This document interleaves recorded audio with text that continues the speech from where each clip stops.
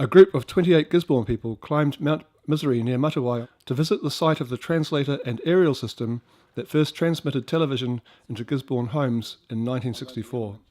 The aerial was several poles, and they were huge, strapped up on them.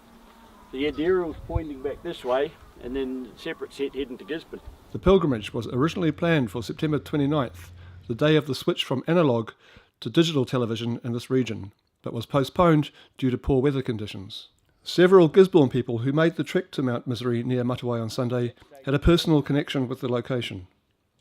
Their relatives had helped install a trial translator on the summit of the mountain that brought the first TV signals to Gisborne 50 years ago. The pilgrimage was organised by Gisborne man Ken Huberts, whose father Gerry scouted the location in the 1960s.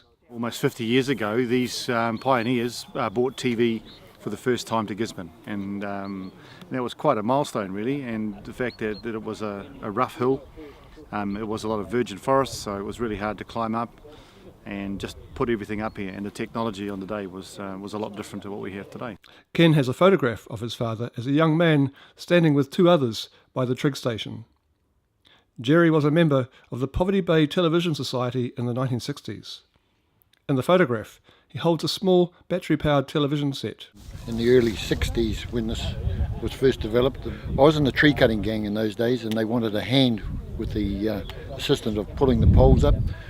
Most of the poles were snigged up with a bulldozer, but then finally they were stood up by hand using the huge pikes and blocks and tackles. We stood them up.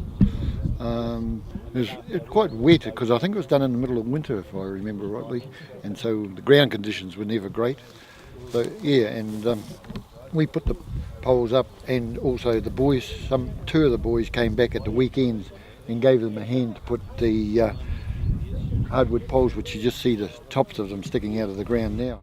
Organiser Ken Huberts said there was hardly any wind up there on Sunday. It was just beautiful. We were sitting on top of the world, he said. I can see why they picked that site for the aerial. Mount Misery is about 980 metres in altitude. You get these panoramic views. On a clear day you can see Mount Edgecombe and all the way to the Bay of Plenty.